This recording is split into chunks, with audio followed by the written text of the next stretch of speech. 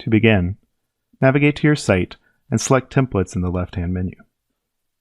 Here you can click New and provide a name and description for your template. It's important to give a descriptive name that other page builders later in the process can recognize and understand. For the purposes of this demo, I'll name mine Example Template 1.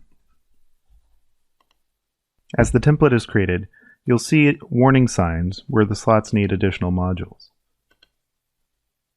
Let's start with the HTML head. I'm going to select the ellipses and add a module. First, I'll add a page summary module, and this supports page summary metadata within the HTML page when rendered. Additionally, I'll add the meta tags module. This supports meta tags that can be used in SEO results. Now, let's begin building out the body of the page itself. To begin, I'll add a module to the body slot, and you can see the module available is the default page. This is customary with all the pages that we'll be building. Here we see the outline for the default page module. These are the common modules slotted underneath the default page itself.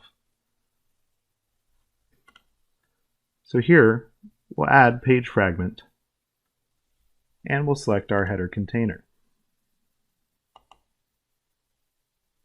Additionally, I'll go to the footer slot and add a footer page fragment as well. These page fragments will now be commonplace for any pages that are built upon this template. Now we can focus on the main portion, or the main slot of the page. I'll select Add Module, and here I have a number of modules to build out pages for the page sample that we're building. Now let's start building out the main slot by adding a module.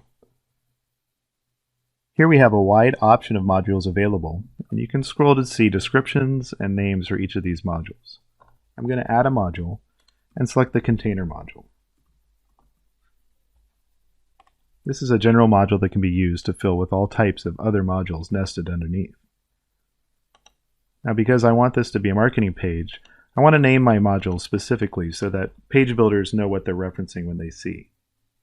I'll name this module a lead-in container. Be sure to select the checkbox to commit the name to the module. Now, with our module, let's add some nested modules. For this container, I want an additional content block. So using the search, I can find the module I'm after, hit select and OK to add it. Going back to this container, I also want to add a text block, so let's do that now. Again, I'll search for the item I'm looking for, select it, and hit OK. Now I'd like to add a carousel module. But first, I'll add another container to keep a consistency of the look and feel on the page. Adding my container, I'll rename this to Carousel Container. Be sure to commit the name change, and also provide a min and max of 1. Importantly, for the carousel container, I want to actually fill the container and not the screen. This means that images won't bleed to the edge of the browser window, but will stay within the confines of the container we're adding. I can also lock that decision. As a template owner, I want to keep a consistent feel, so I can lock these values.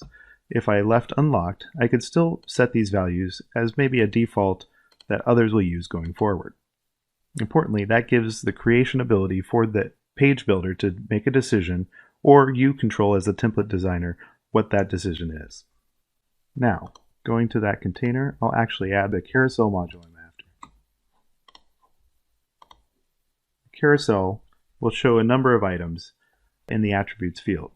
So I want to set the main and max occurs to 1. I'm also going to take off some of these items like keyboard or pause on mouse over, but I do want to maintain autoplay. To make sure that this is consistent, I'm going to lock these attributes as well. And let's say I want the slider to feel a little snappier or faster when it transitions between images. I'm going to reduce the transition interval, and again, I'm going to lock that decision in. I'll also lock the transition type, and that should complete my decisions for this module. Lastly, I'm going to add the content item, or content block, which will be used to fill the carousel. I'm going to save the module, select Finish Editing. I can make comments if needed, and be sure to publish your template. Now we can take a look at what this would look like to a page builder if they're building a new page. A page builder would work in the Pages tab and select New Page. The template's coming up. You can find the new example template we just built. I'd give the page a name and select OK. Now, as the page loads, we can see the structure that we've just built in the template carrying through.